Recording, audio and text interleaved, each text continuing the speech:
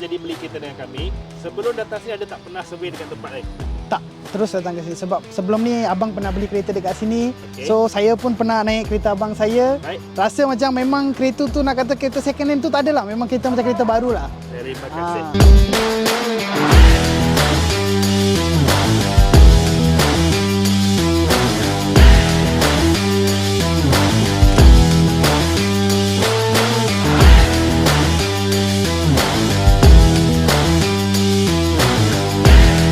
Hai, selamat petang. Saya Philip, saya supervisor JP Auto. Hari ini kita nak deliver kereta kepada customer kita. Selamat petang, bos.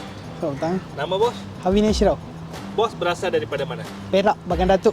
Bagaimana bos dapat tahu tentang JP Auto, bos? TikTok.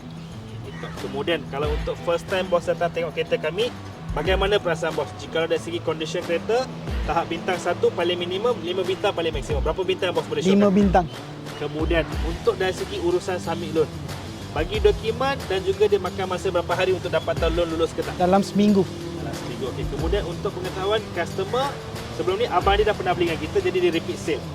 Kemudian untuk sekarang bos sudah jadi beli kereta dengan kami, sebelum datang sini ada tak pernah survey dekat tempat lain?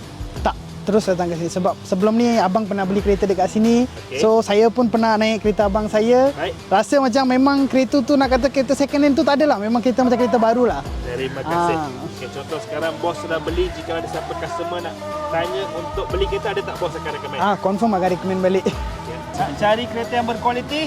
Datang ke JB Auto World.